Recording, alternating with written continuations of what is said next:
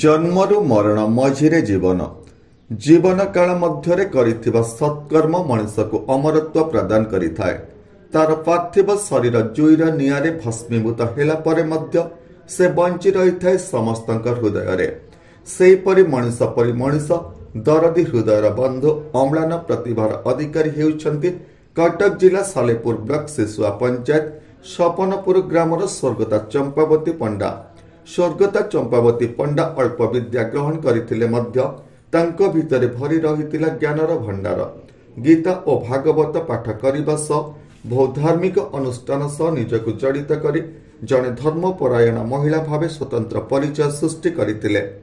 चलित मास 1 तारिख तांकर अकाल वियोग शोकाकुल परिस्थिति सृष्टि करथिला स्थानीय अंचल को। तांको शेषकृत्य पुरी स्वर्गद्वार ठारे संपन्न होइतिला बेले चलित मास 12 तारिख स्वर्गता चंपावती पंडांक द्वादश अवसर में सपनपुर बासभवन ठारे एक स्मृतिचारण सभा अनुष्ठित हो जाइछि। नमस्कार, मु लिपिका आपण मानकु स्वागत करछि नुआ रूपरे होली टीवी ओडिया।